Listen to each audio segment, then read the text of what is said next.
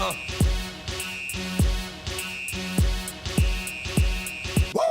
gon' make me lose my mind. Up in here, up in here. Y'all gon' make me go all out. Up in here, up in here. Y'all gon' make me act a fool. Up in here, up in here. Y'all gon' make me lose my cool. Up like that. Up in here. What's up, YouTube? It's your boy Sanchez45 coming at you on the Warpath. It is the schedule edition, quarter one. Talking about the first 4 games of the season. Just to break that down for you, the Eagles come into town looking to beat them for the 6th straight time. Is that right, Amir? And Yep. yeah, and then we've got at the St. Louis Rams of Los Angeles, and then we're at the soon-to-be then we host the soon-to-be Las Vegas Raiders, and then we go to Kansas City and Arrowhead, a place that we have never won at. And interesting first 4 games of the season. 2 teams that made the playoffs last year, and then 2 teams that had losing records last year. Starting out with week 1 against the Philadelphia Eagles, which is this Sunday, September 10th. Yes, sir. So, the way I look at this quarter, I can easily... The way I look at the whole season is there's 3 possibilities, which I believe will go 2-14 on. We have the mid, which I think 7-9. Mm-hmm. And then we have the high, which I think we can go 11-5. So for the low end here, I believe we beat the Eagles. I believe we beat the Rams. We lose to the Raiders on a terrific game-winning drive by Derek Carr. And then we lose in a Monday Night Massacre to the Chiefs.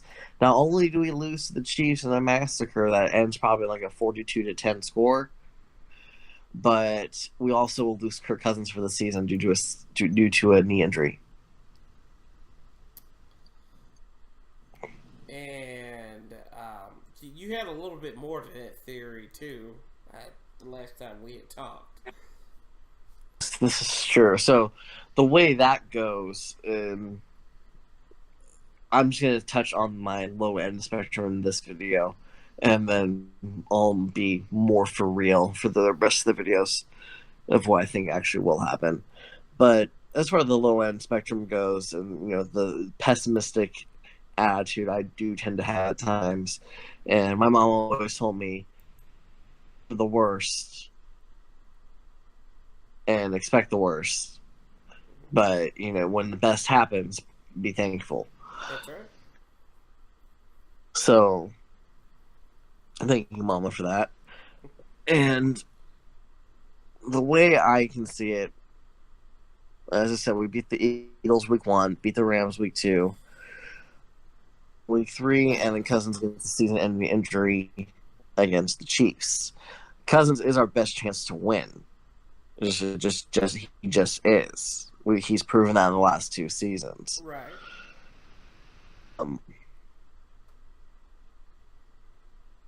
We will lose the entire rest of the way of the season if he goes down against the Chiefs. The way my Nostradamus sense has gone off for this.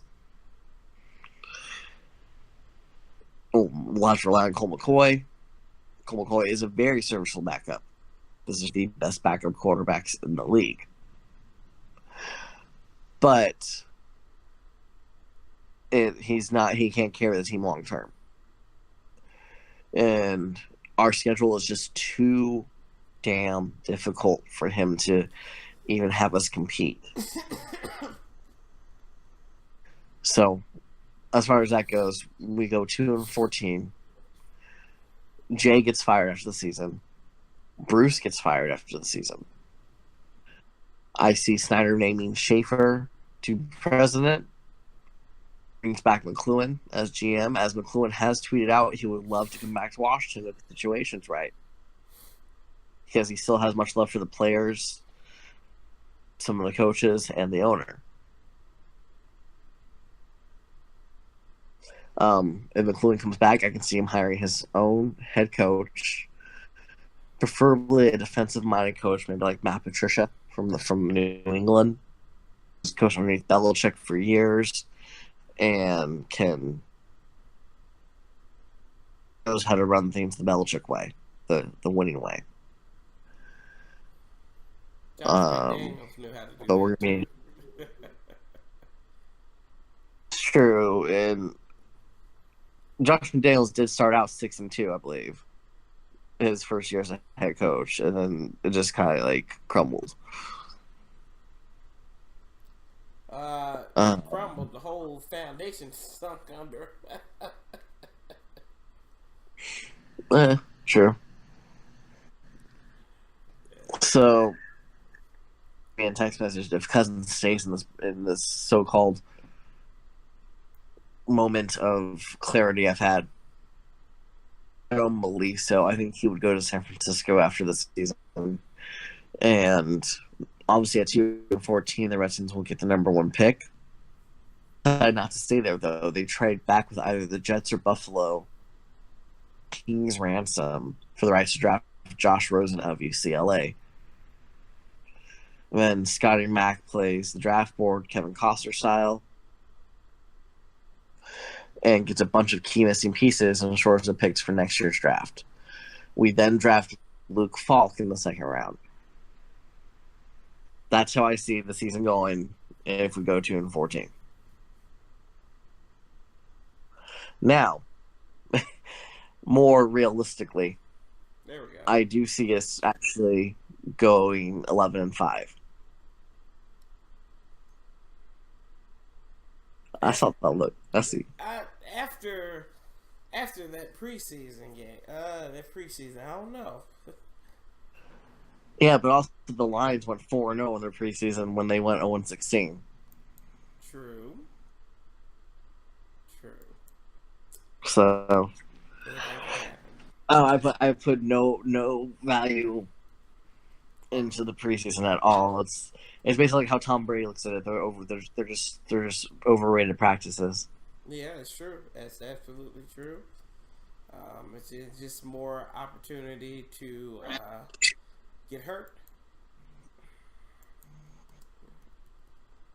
But I told you this. I think this team upside is 10-6. Low end of the spectrum, looking at 6-10. Just of what I've seen in preseason, but they could shock somebody. But the running game's got to be there, and the pass protection, the absent-mindedness on third down has to go away. On both sides of the ball, you just got to be a little bit more disciplined. But I do see this team somewhere in the neighborhood of, on average, about 8 wins. I'd say that would be the midpoint. I don't know if that's still enough to save Jay Gruden's job, but we shall see. And looking at it, I think that they will play a close one against the Eagles, but I do think where it is FedEx Field, it's week 1. Granted, we don't really play the Eagles well in week 1 for some reason. I don't know why that is, but I think the Skins do get the Eagles again, make it a happening 6 victories in a row against the Eagles. And then I do think this is where it could be interesting going into LA. It's a travel game. It'll probably be hot. It'll be the first time they've been out there in 20 years, I believe. And that's when the Rams were out there back in the 90s. And then you have Sean McVay coming out there. I think it's going to be a high-scoring game. I think this game is going to be well into the 30s. I think that no defense will be there. Even with Wade Phillips there as a defense coordinator on the opposite side, I think it'll be like a 36-30 game.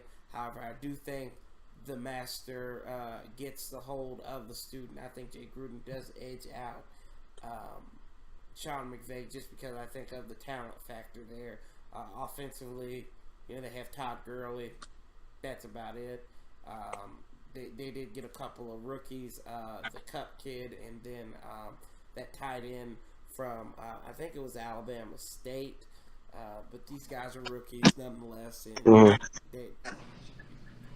then the possibility of looking at the Raiders game, I think this is the best game that the Redskins have on the early side. I think this one's going to be a high-scoring game, but I do think that the Raiders just have enough. The Redskins, how Kirk Cousins can be a little turnover-prone. I think Dave Amerson on that opposite side is coming into D.C. to prove something. Why you guys cut me, and you shouldn't have cut me. No, he knows why he cut him. Why they cut him. He's playing video games, being lazy. We know that, but he's got this vendetta. And then also, I think that the Redskins moving to the Monday night game. It's Monday night, bum bum bum, and also it's the curse of Arrowhead. The Skins have never won at Arrowhead Stadium in their history. Joe Gibbs never won there.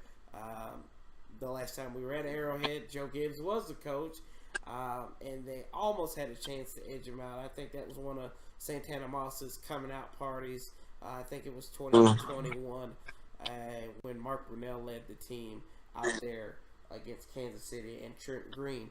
And then I think 2-2 is a fair assessment there. There could be a possibility of 1-3. I don't see this team going 4-0. That would be. I think that would have. I don't see 4-0 either. I see 3-1. I see as the high. The first three victories, and then they lose to the Chiefs. So we basically agree it's a lock loss at Kansas City, and hopefully we're wrong, but just looking at Andy Reid, his history against this team, what the Chiefs have done since Andy Reid has been there. Basically, Andy Reid got Mike Shanahan fired. It's kind of funny, though, if you think about it. Mike Shanahan got Andy Reid fired in Philadelphia, and then Andy Reid got Mike Shanahan fired in Washington. But that's the here there. But I really do. I'll take a lock at 2-2, win the first two games, get on a little slide there, and then go into the bye week and regroup, and then I think everything will kind of pick up in the next quarter, which we will go over in the next video as well. But as far as the first quarter goes, Amir, I know you have high ceiling, low ceiling, and middle ceiling. Where is your lock at for the record for the Skins? My lock for the first quarter, 3-1 victories. Victories against the Eagles, Rams, and Raiders, and they lose to the Chiefs. And I will take a close loss against the Raiders, and then I will take a massacre against the Kansas City Chiefs on Monday night, just because of situations and superstitions. But I have 2-2. Amir has 3-1, y'all. We've got a lot more coming up here. We've got 3 more of these videos to do as we go through the second quarter of the Redskins schedule in the 2017 season. As always, we'll be talking to you real soon. Love, peace, and hail, and we are out.